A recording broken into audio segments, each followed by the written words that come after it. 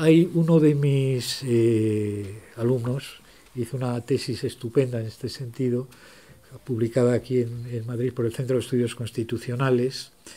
Se llama Fernando Molina Aparicio, es un historiador que actualmente es catedrático en la Universidad del País Vasco y que publicó una tesis titulada, se la dirigió Fernando García de Cortázar, yo no se la dirigí, titulada La tierra del martirio español. La tierra del martirio español es una frase que él toma de Galdós, de una de las novelas de Galdós, de Segundo de Cartagena, ¿no? Uno de los episodios nacionales, y se refiere al País Vasco. Entonces, ¿qué hace Fernando Molina Aparicio en esta tesis? Una cosa que es bastante curiosa. Él se dedicó a estudiar toda la prensa republicana española del sexenio liberal, del sexenio democrático, digamos, mejor dicho, el sexenio revolucionario, es decir, desde 1868 hasta 1975. Toda, es decir, la prensa demócrata, la de los federales, que era la de Pi Margall, la prensa posibilista de Castelar, etcétera, la prensa de Sánchez Silva, etcétera, de los republicanos, y se encuentra con que hay una constante. Todos esos periódicos durante el sexenio, mientras dura la guerra carlista, exigen que se les conceda la independencia a los vascos. Una cosa absolutamente paradójica, porque en esos momentos no hay ni un solo nacionalista vasco bajo la capa del cielo. En el País Vasco no hay ni un solo nacionalista. Los carlistas no lo eran. Los carlistas querían fueros y demás, pero querían seguir siendo españoles.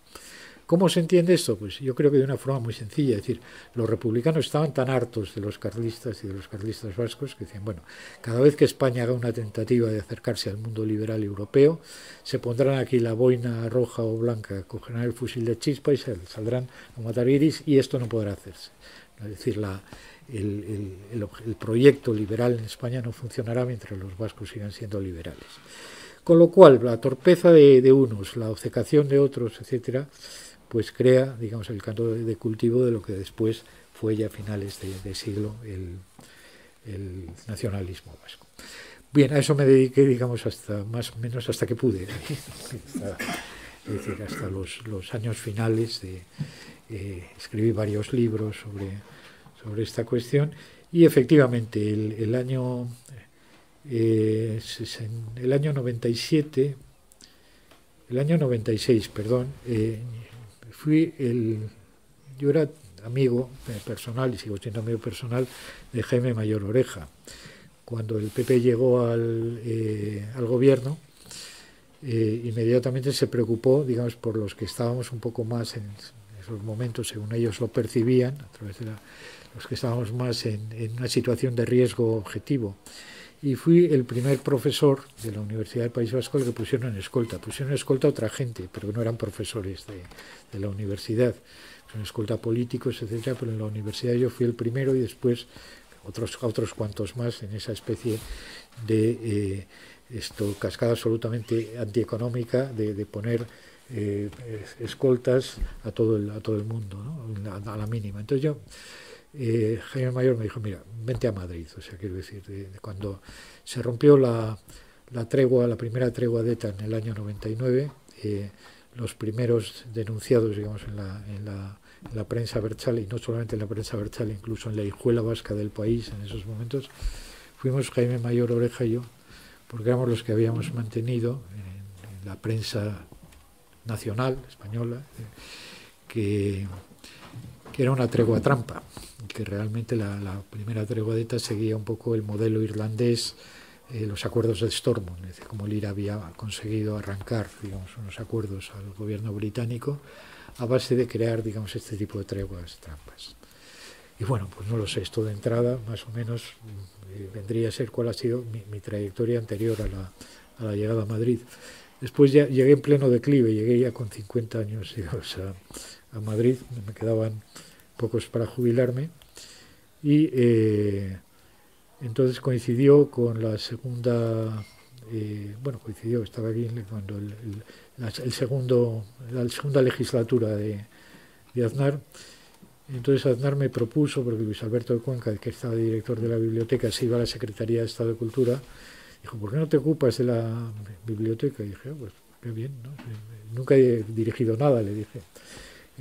Ni siquiera la asociación de vecinos de mi edificio, pero le pregunté a Juan Pablo Fusi, que era mi amigo mío y de San Sebastián, y Juan Pablo Fusi me dijo, hombre, pues mira, los vascos tenemos ahí un cromosoma burocrático, me dio una especie de explicación racial. Tenemos un cromosoma burocrático que, aunque no hayas dirigido nada y ni hayas estado en la administración, se dispara cuando te dan un cargo, por pequeño que sea. Entonces, te digo, lo harás más o menos bien. Estuve en la Biblioteca Nacional un año y hubo una crisis en el Instituto Cervantes, en la dirección, por desacuerdos y tal, donde se fue un poco harto el director de Cervantes en esos momentos, y entonces Aznar me dijo, bueno, tú eres un poco pastelero, como se ha visto ahí, o sea, igual puedes poner un poco de paz aquí, y me llevó al Cervantes, donde, pues en fin, estuve muy bien, viajé mucho y acabé harto de viajar.